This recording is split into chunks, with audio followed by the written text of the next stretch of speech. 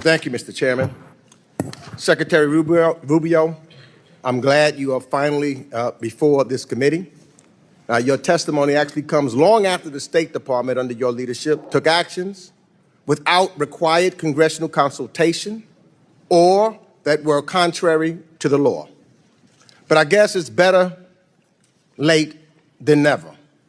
But let me be clear, showing up months after the fact and refusing to stay until every member has questioned you for 5 minutes as entitled to under House rules are not the standards to which we hold the Secretary of State. Mr. Secretary, I've known you for a while, and I respected very much Senator Rubio, even when we disagreed. Senator Rubio was a principled statesman. Secretary Rubio, however, as we've seen in the past few months, is something different entirely. As a senator, you spoke often and forcefully about the dangers of executive overreach. You warned America not to lose its moral clarity or sacrifice democratic principles for short-term gain. Senator Rubio recognized that we cannot allow the executive branch to unilaterally determine the direction of the United States foreign policy without accountability to Congress. Secretary Rubio is doing precisely what Senator Rubio feared, withholding congressional appropriated funds, stonewalling oversight, and acting as if laws passed by this body are optional. Secretary Rubio has presided over the dismantling and destruction of everything Senator Rubio once defended. So although you may be the Secretary of State, the acting head of USAID, the National Security Advisor, the Archivist of America, the empire you have stumbled upon is not one of influence, sir. It is a kingdom of ash. So I ask, was it worth it?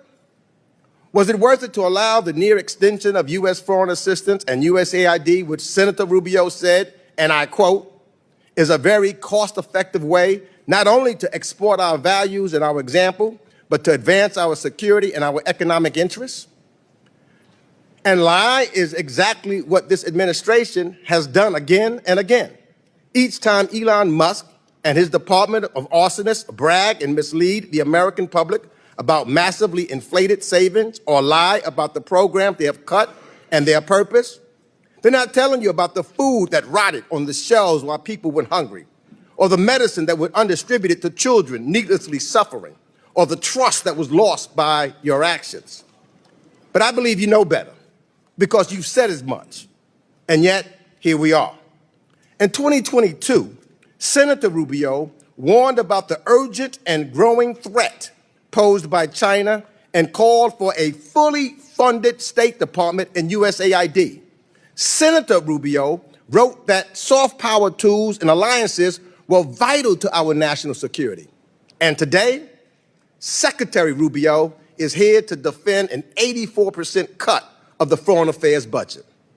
How does hollowing out our State Department and dismantling USAID help us compete with China? How does the America Alone budget project American strength? On human rights, the contrast is even starker. Senator Rubio built his political brand on the cause of freedom and dignity. You condemned autocrats in Caracas, Havana, and Beijing for silencing dissent. But Secretary Rubio, he looks the other way when strongmen commit similar abuses. Secretary Rubio even defied a Supreme Court order to facilitate the return of a wrongly detained spouse of an American citizen. And when Senator Rubio became the first Hispanic American to serve as Secretary of State, he made sure to pull the ladder up behind him. In the name of dismantling efforts to making hiring and promotion fair, as you call it, wokeness, you have unlawfully dismantled programs designed to address decades of historical exclusion. These are not political experiments. They were congressionally supported efforts rooted in bipartisan recognition that our diplomatic corps must reflect the diversity and the strength of the nation it represents abroad. These are initiatives that Senator Rubio supported. You replaced experienced career employees with ideologues and political loyalists. Under your watch, sir, America's diplomatic and development corps have suffered the greatest brain drain in history, and America has been weakened and made more isolated by the actions of an administration that has abandoned its allies, cozied up to dictators, and conducted a foreign policy driven not by interests of the American people, but in support of the personal enrichment of the president and his family. And with that, I yield back.